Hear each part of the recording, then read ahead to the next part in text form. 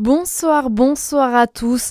La dermatose nodulaire continue d'inquiéter en Côte d'Or. Aucun cas de cette maladie qui touche les bovins n'a été détecté dans le département, mais la préfecture vient d'étendre la zone réglementée à 25 communes de Côte d'Or. Cela fait suite à la confirmation d'un nouveau foyer dans le Doubs. Au total, 129 communes du département sont placées dans cette zone dite de surveillance. Ce sont des travaux colossaux que vous avez peut-être aperçus. La RTE rénove en ce moment une ligne haute tension entre le Jura et la Saône-et-Loire. Des dizaines de kilomètres de câbles et 82 pylônes sont en train d'être changés sur 13 communes. La ligne datait de 1955. Une journée de mobilisation demain à Dijon pour dénoncer le projet de budget 2026. À l'appel des syndicats CGT, Solidaires et FSU, une manifestation s'élancera à partir de 14h depuis la place de la Libération. Des perturbations sont à prévoir sur le réseau d'Ivia à Dijon et son agglomération. Selon la direction, près de 95% des départs seront néanmoins assurés.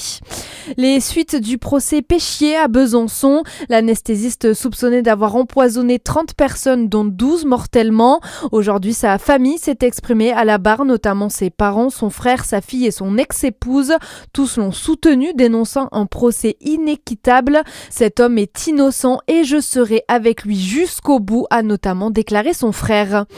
Plus 41% en 10 ans, les nouveaux cas de VIH explosent chez les 15-25 ans. Le bilan publié hier par Santé publique France, alors que sur la même période, les contaminations ont baissé de 15% chez les 26-49 ans.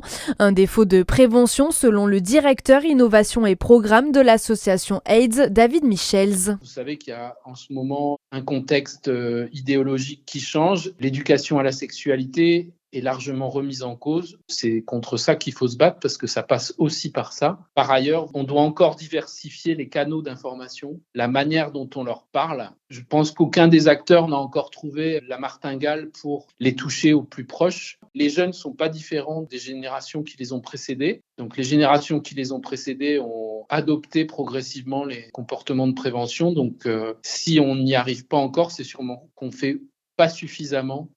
Le dépistage se fait sans ordonnance en laboratoire. C'est gratuit pour toutes les IST pour les moins de 26 ans, uniquement pour tout le VIH pour le reste de la population. Et puis un ancien international de football bientôt à Dole, Djibril Cissé sera parrain de l'édition 2025 du Critérium international du Grand Dole en août prochain. L'ancien attaquant des Bleus sera également présent sur la pelouse du Stade Bobin le 2 juin 2026 pour un match de gala.